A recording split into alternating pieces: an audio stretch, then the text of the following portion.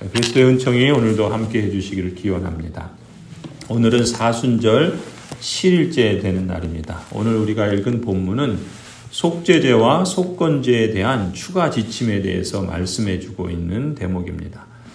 지난번에 본 것처럼 속죄제와 속건제는 모두 죄를 지었을 때 죄를 용서받기 위한 제사입니다. 그래서 이 속죄제와 속건제는 반드시 드려야 하는 의무제라는 점에서 공통점이 있어요. 그럼 차이점은 무엇인가?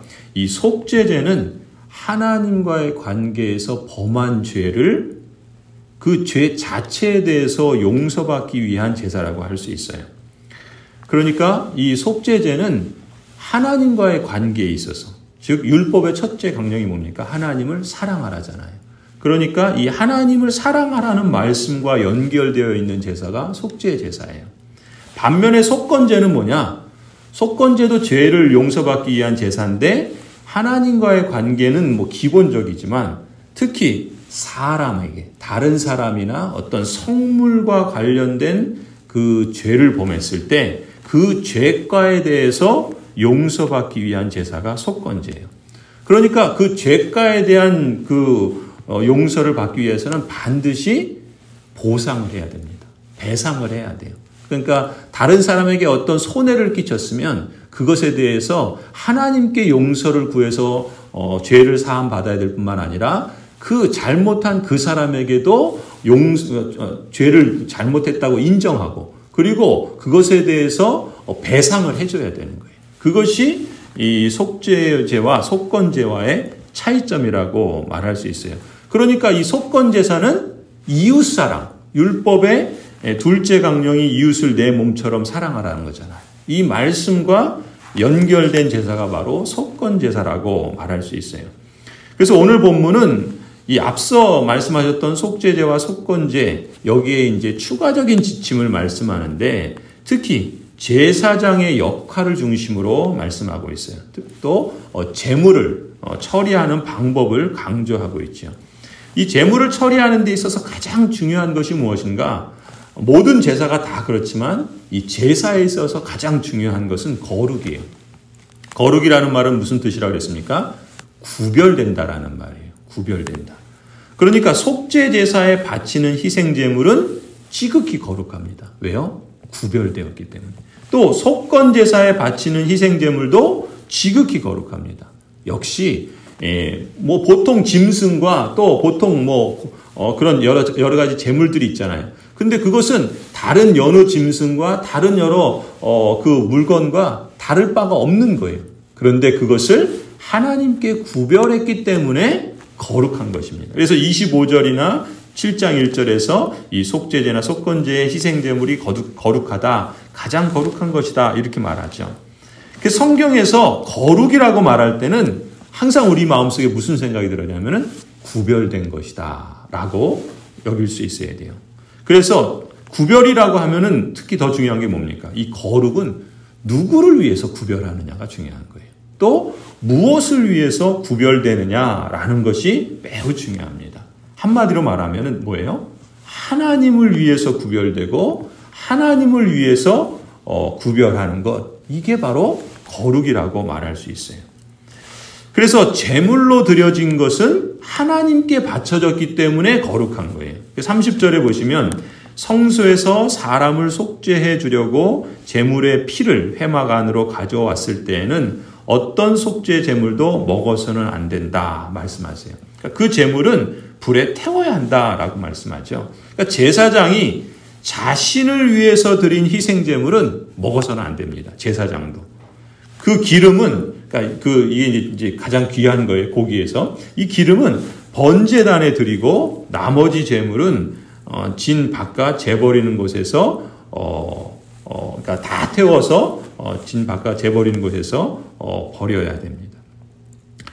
그래서 족장과 평민이 드린 제물에 대해서는 그런데 이 기름 부위를 하나님께 드리고 그 제외한 나머지는 먹을 수 있어요. 그러니까 제사장이 자기를 위해서, 제사장도 죄를 범하잖아요. 그러니까 자기를 위해서 드리는 그 제물에 대해서는 먹어서는 안 되는데 그러니까 족장이나 평민, 그러니까 일반 백성들을 위해서, 언약 백성들을 위해서 드린 희생 제물은 기름을 제외하고는, 기름이 가장 중요한 거니까 하나님께 드리고, 그것을 제외한 나머지는 제사장이 먹을 수 있다라고 말씀하세요. 그런데 아무나 먹을 수 있는 건 아니에요. 하나님께 구별된 사람, 곧 제사장만 먹을 수 있어요. 그러니까 먹을 때에도 성소 안에서 먹는 것이 아니라 그 회막을 친 그 회막 뜰 안에서 곧 거룩한 곳에서 먹어야 한다라고 말씀하세요. 그러니까 지금 이런 모든 것들이 다 거룩이라는 걸 지금 얼마나 하나님께서 중요하게 여기시는가를 말씀하는 거예요. 또 28절도 보면은 이 제물의 고기를 삶는데 그 삶은 그릇도 거룩해진다라는 거예요. 왜요? 하나님께 구별된 것이기 때문에 그렇죠. 그리고 그런 것은 하나님께 구별된 것은 함부로 처리해서는 안 된다는 거예요. 가령 토기 그릇에 삶았으면 토기는 깨트려 버리라는 거예요.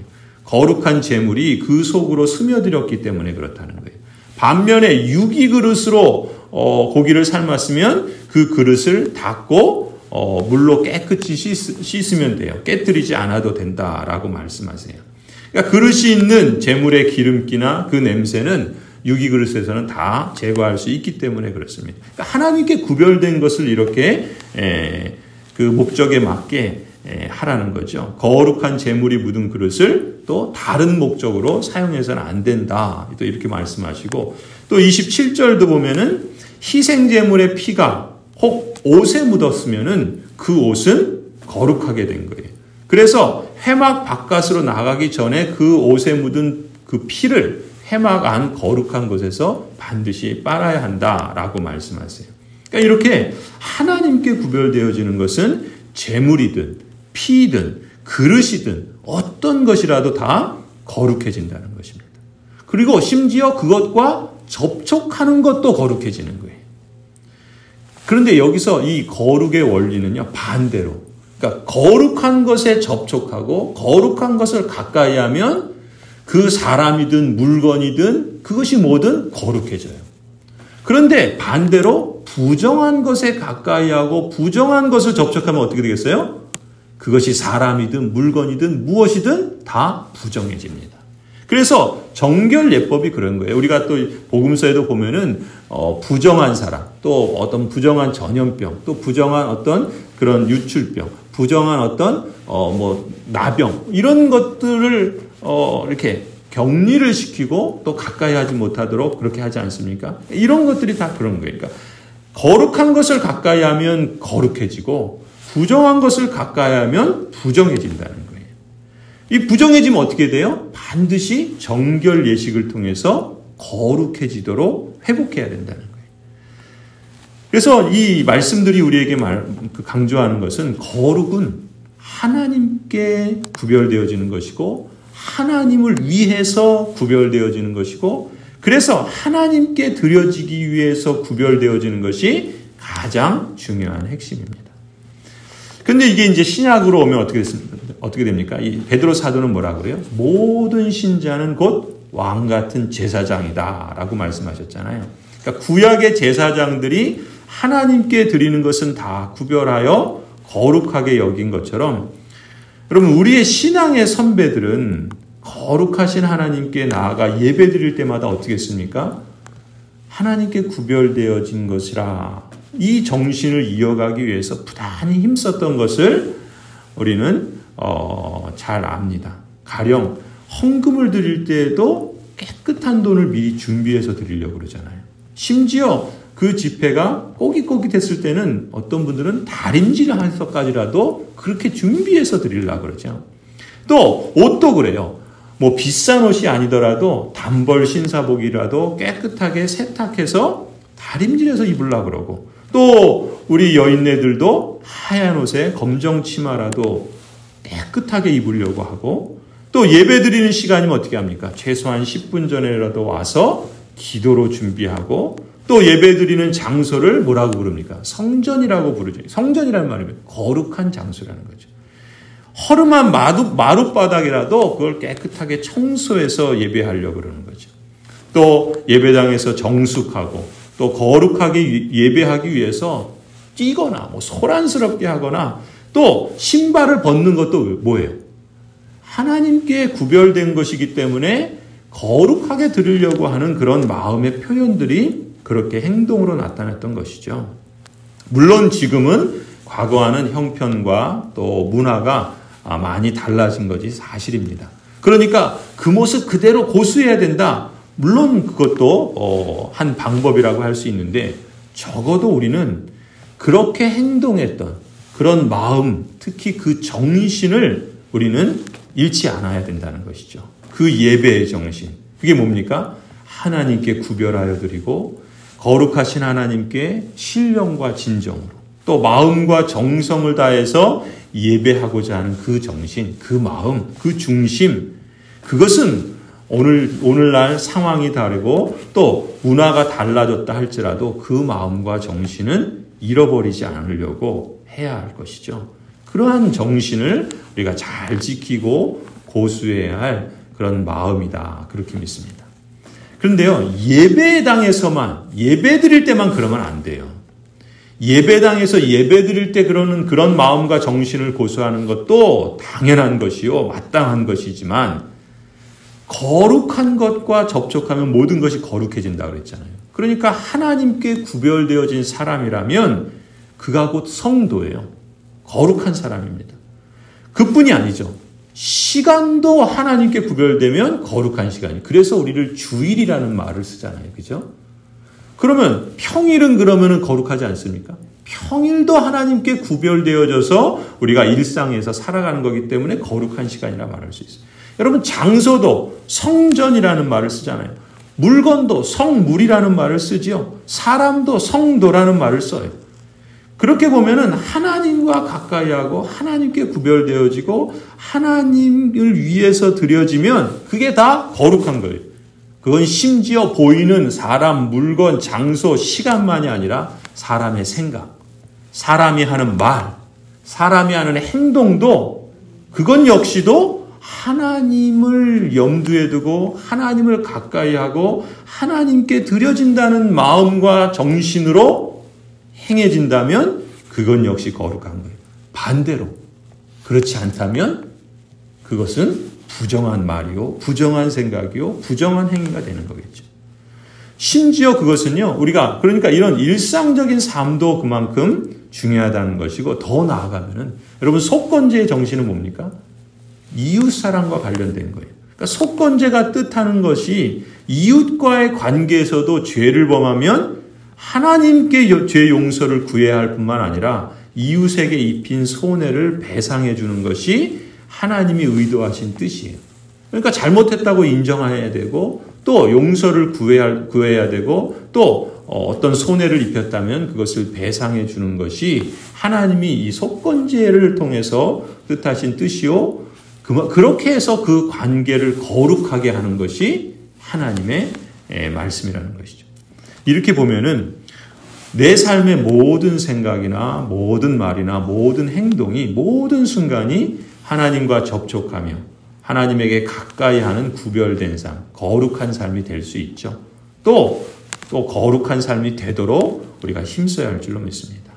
또 다른 사람에 대해서도 마찬가지예요. 우리가 가령 가족이나 또 일터에서 함께 일하는 사람이나 아니요, 우리가 사회에서 음식점에서 대하는 사람들, 또 사회에서 서비스를 제공하는 사람들, 그러한 사람들에 대해서 상대를 존중하는 것이 중요한 겁니다. 인격을 무시하고 또 깔보고 서비스를 제공하는 사람들을 그렇게 마치 하대하듯이 그렇게 하는 것은 부정한 거예요. 하나님이 기뻐하시는 것이 아닙니다. 또 말이나 행동은 그냥 자기 기분에 따라서 함부로 하지 않는 것, 또 그 사람의 생명과 가치를 돈이나 외모나 또 지위나 환경에 따라서 차별하지 않는 것, 내 권리가 중요하면 상대의 권리도 중요한 것이죠. 그걸 존중히 여기는 것이 하나님이 기뻐하시는 뜻이에요. 남도 그렇고 내 자존심 상하는 것이 그렇게 못 참을 일이라면 남의 자존심 상하게 하는 일도 그런 것이다 라는 것을 우리는 100% 완벽하게 행동하지 못할지라도 늘 그걸 염두에 두고 행동하려고 힘써야 되는 거예요. 그게 하나님의 뜻으로 이웃사랑이고 그것이 보다 나은 사회를 위한 작지만 필수적인 실천이라는 거죠. 그래서 사도 바울도 로마서 12장에서 뭐라 그럽니까? 그러므로 형제들아, 내가 하나님의 모든 자비하심으로 너희를 권하노니 너희 몸을 하나님이 기뻐하시는 거룩한 산 제물로 드리라. 이는 너희가 드릴 영적 예배니라.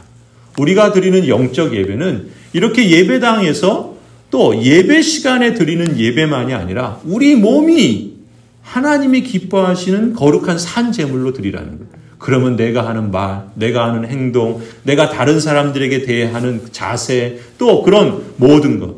그러니까 우리가 대통령을 위해서 기도하는 것, 또 권력자들을 위해서 기도하는 것. 아니, 우리 자신도 이 사회를 살아가면서 우리가 어떤 사람이, 어떤 가치가, 또 어떤 행동을, 어떤 말을, 또 어떻게 살아가는 것이 하나님께 기뻐하는 것인가? 우리도 그런 삶을 알고 살아가려고 힘써야 될 뿐만 아니라 특히 힘있고 권력있고 또 어떤 다른 사람들을 책임져야 되는 사람들에게 있어서 그 가치와 그가 여기는 자세는 너무나도 중요한 것이죠. 성도 여러분, 오늘 말씀을 통해서 이 속죄제사가 하나님 사랑을 위한 거룩을 회복하는 방식인 것처럼 속건제사는 이웃사랑을 통해 거룩을 회복하는 방식이라는 이 성경의 가르침을 우리가 배우고 늘 기억해야 할 줄로 믿습니다. 그래서 사랑의 이중계명을 적극적으로 실천하는 것이 하나님이 기뻐하시는 뜻인 것처럼 사랑의 이중계명을 깨뜨렸을 때 속죄제와 속건제를 드리는 것처럼 하나님 사랑이든 이웃사랑이든 사랑의 이중계명을 회복하기 위한 조치를 하는 것이 이 두 제사를 통해서 하나님이 의도하신 선하신 뜻임을 우리가 기억해야 할 줄로 믿습니다. 그렇게 보면 삶이 곧 예배이죠. 그리고 예배가 곧 삶이 되는 일상생활이 되게 하는 사람이 복된 성도라 믿습니다.